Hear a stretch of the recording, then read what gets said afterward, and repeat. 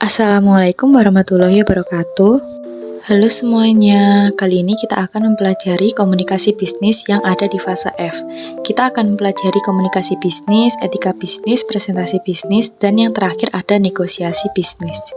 Yang pertama adalah definisi dari komunikasi bisnis. Komunikasi bisnis adalah setiap komunikasi yang digunakan untuk membangun partnership sumber daya intelektual untuk mempromosikan satu gagasan, suatu produk, servis, atau suatu organisasi dengan sasaran untuk menciptakan nilai bagi bisnis yang dijalankan.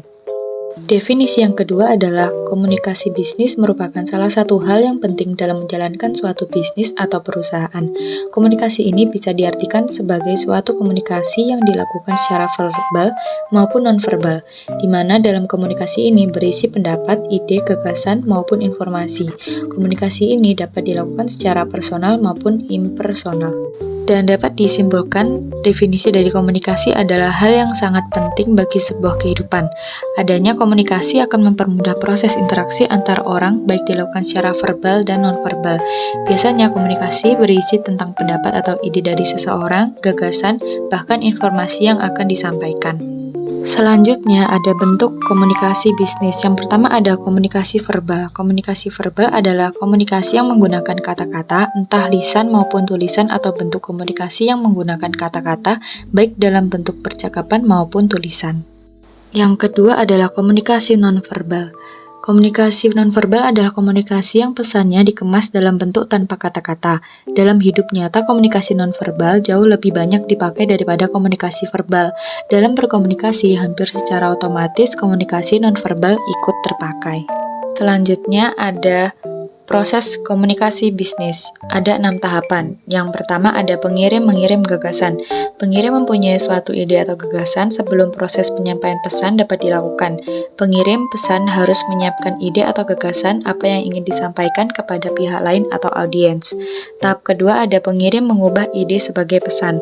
Proses komunikasi dimulai dengan adanya ide dalam pikiran yang lalu diubah ke dalam bentuk pesan-pesan seperti dalam bentuk kata-kata, ekspresi wajah, dan sejenisnya, untuk kemudian disampaikan kepada orang lain.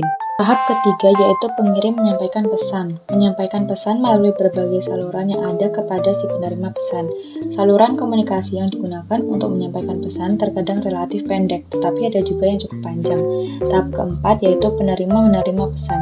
Pesan komunikasi antara seseorang dengan orang lain akan terjadi bila pengirim mengirimkan suatu pesan dan penerima menerima pesan tersebut.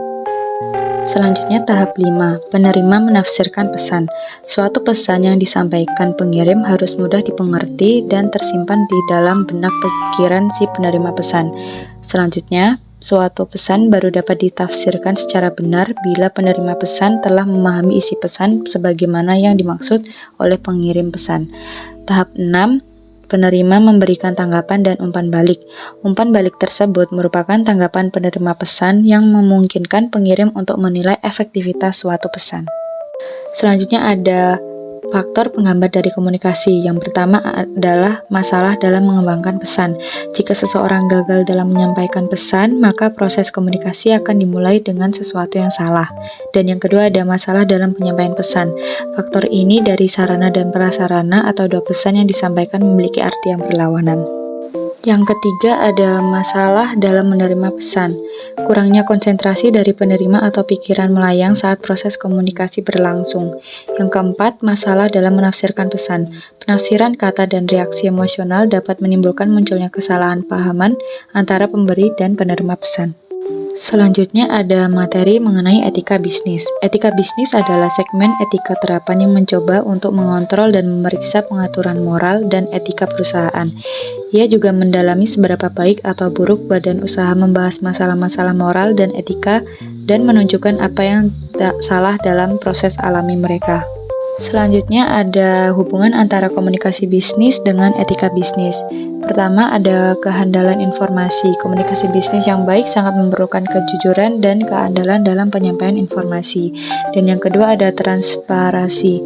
Dalam etika bisnis, transparansi sangat diperlukan dalam komunikasi. Perusahaan harus berkomunikasi secara jelas dan terbuka mengenai produk layanan dan dampak bagi masyarakat dan lingkungan. Dan yang terakhir adalah perlindungan privasi. Etika bisnis menuntut perlindungan privasi informasi. Komunikasi bisnis harus memperhatikan keamanan dan kerahasiaan data pribadi pelanggan dan karyawan. Selanjutnya ada manfaat etika. Yang pertama ada membangun reputasi perusahaan, yaitu untuk membangun reputasi yang baik bagi perusahaan. Bisnis yang dijalankan dengan jujur akan mendapatkan kepercayaan pelanggan, pemasok, karyawan, dan masyarakat. Yang kedua dapat meningkatkan kepuasan pelanggan.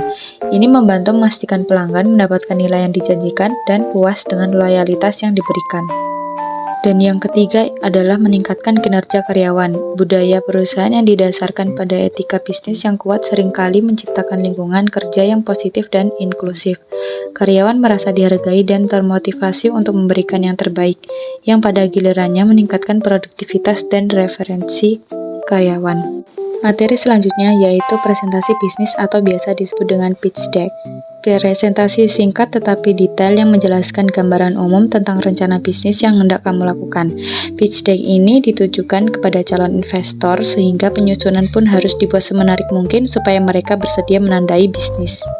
Durasi dari pitch deck yang baik adalah yang memiliki waktu sekitar 3-4 menit saja, bahkan maksimal adalah 18 menit. Namun jika ingin lebih dari itu, misalnya sekitar 30 menit, maka dapat dilakukan apabila calon investor memang telah benar-benar yakin akan bisnis startup milik kita. Selanjutnya adalah manfaat dari pitch deck. Yang pertama, memperkuat branding perusahaan. Pitch deck juga mampu membantu memperkuat branding dari perusahaan itu sendiri. Apabila jika pitch deck tersebut berkesempatan dipresentasikan di hadapan audiens dalam rangka memperluas merek produk maupun profil perusahaan. Yang kedua, memunculkan minat audiens. Pitch deck secara menarik dan berfokus pada nilai perusahaan, maka nantinya akan memunculkan minat audiens terhadap bisnis perusahaan. Audiens di sini dapat berupa calon investor, mitra bisnis, hingga konsumen. Yang ketiga ada membangun awareness. Dengan adanya pitch deck yang baik dan menarik, pasti akan mampu membangun awareness atau kesadaran audiens terhadap bisnis perusahaan. Terlebih lagi jika presentasi dalam pitch deck tersampaikan secara unik dan kreatif. Yang keempat, meningkatkan modal. Jika pitch deck ini memang disampaikan kepada calon investor, tentu saja keberadaan dapat bermanfaat untuk membantu meningkatkan modal bisnis perusahaan. Selanjutnya yaitu persiapan presentasi bisnis. Yang pertama, penguasaan terhadap topik atau materi yang akan dipresentasikan. Yang kedua, penguasaan berbagai alat bantu presentasi dengan baik. Yang ketiga, menganalisis audiens. Dan yang terakhir, menganalisis berbagai lingkungan lokasi atau tempat untuk presentasi. Materi yang terakhir adalah negosiasi bisnis. Negosiasi adalah sebuah proses di mana dua pihak atau lebih melakukan pertukaran barang atau jasa dan berupa untuk menyepakati nilai tukarnya. Adapun tujuan dari negosiasi yaitu yang pertama untuk mencapai tujuan kesepakatan yang dianggap menguntungkan semua pihak. Yang kedua untuk menyelesaikan suatu masalah dan menemukan solusi dari masalah yang tengah dihadapi pihak-pihak yang bernegosiasi. Dan yang terakhir untuk mencapai suatu kondisi yang saling menguntungkan bagi pihak-pihak yang bernegosiasi di mana semuanya mencapai manfaat atau win-win solution. Yang terakhir ada proses negosiasi. Yang pertama yaitu persiapan, merupakan tahapan yang berkaitan dengan pengumpulan informasi secukupnya dan penentuan tim negosiasi yang sebaik-baik akan diikutsertakan dalam proses negosiasi. Yang kedua, kontak mata merupakan tahap pertemuan secara langsung antara kedua belah pihak yang terlibat dalam negosiasi.